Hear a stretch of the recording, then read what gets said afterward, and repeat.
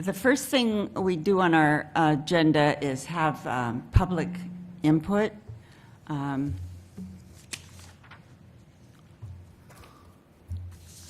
that Hoyger? I'm going to foul up the very first name.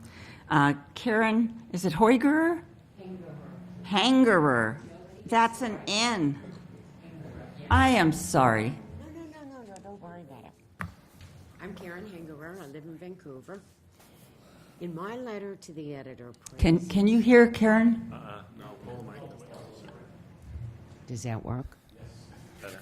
In my letter to the editor praising Nan Hendrickson, the entire consensus building process and the freeholders as a group, I did indeed use an oxymoron, saying there were no obvious hidden agendas.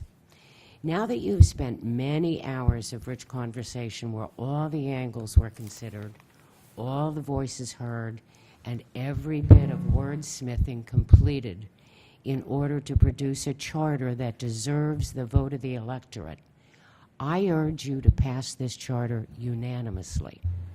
The perfect is the enemy of the good, and this is a very good charter.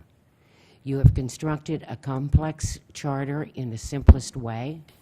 A unanimous vote will make it easier for the average voter to focus on the charter itself rather than having to slog through a minority opinion with all of the complexities that will engender.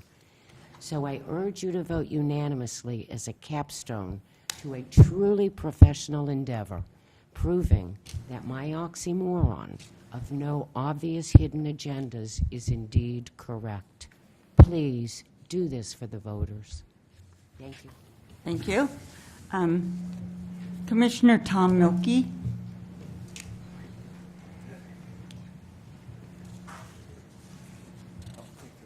Thank you, Board.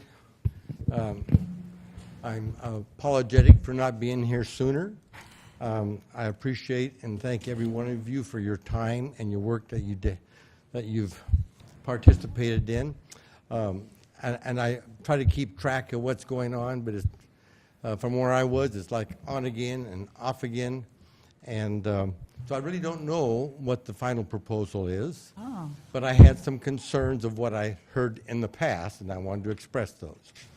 One is that, in my opinion, you were sent forth by the voters to put something that everybody would agree upon, not the far right, not the far left, but something everybody could agree on, something that's not complicated, but would give the average citizen more say-so in their government.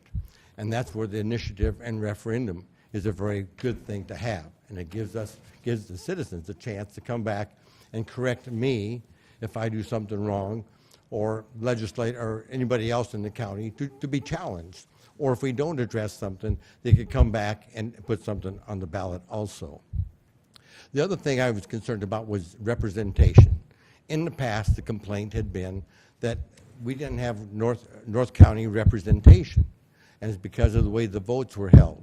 The primary you voted within the district, and the person usually winning the North County vote was not the one that succeeded in the general election where you voted all county-wide.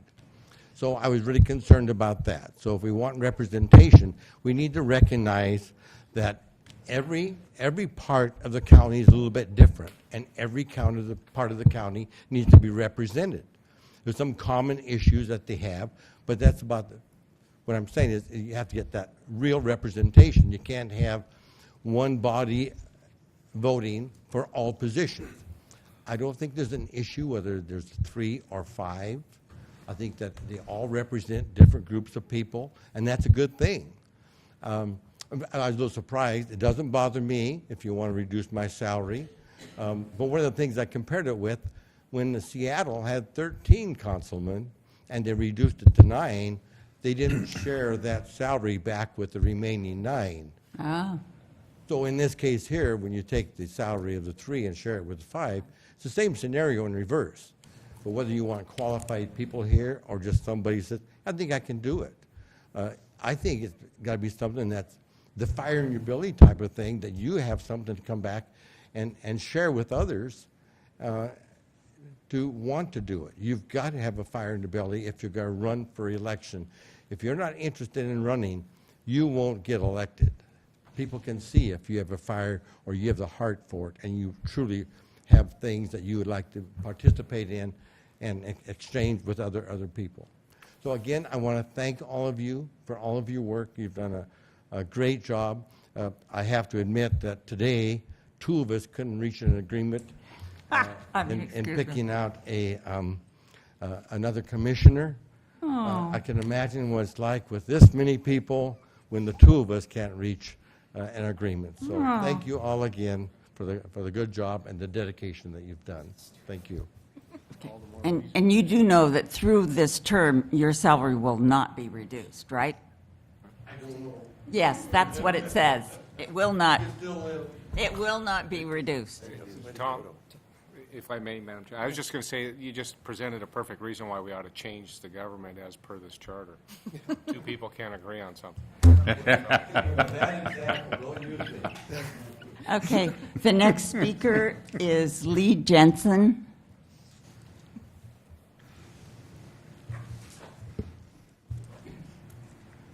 Thank you, Chair. Thank you, Board. My name is Lee Jensen. I live in Battleground. And past this charter, we need to make a change in the number of commissioners from 3 to 5. As I have testified in the past, having 2 members of a 3-member board push their agendas is a situation that is going to happen. I'm really surprised it hasn't happened more times in the past. And I guarantee you, if the number of commissioners stays at 3 instead of 5, it will happen more often in the future, past this charter. Clark County is increasing in population, which can also increase the complexity of laws, regulations, and freedoms. These issues require more thoughts and more people to produce them. We need 5 commissioners, not 3. I think one issue to keep in mind is that in 5 years' time, this charter can be adjusted. There may be a significant change in the demographics of this county, for example, and this charter can address that.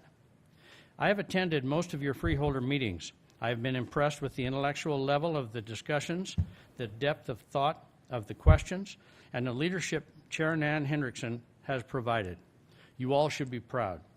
I feel by passing this charter, you will be advancing Clark County toward the future, a better future. Please pass this charter. Thanks to all of you. Thank you very much. A gentleman just entered the room who started out as our major staff person, Kel Sills. Would you like to say something? Sure.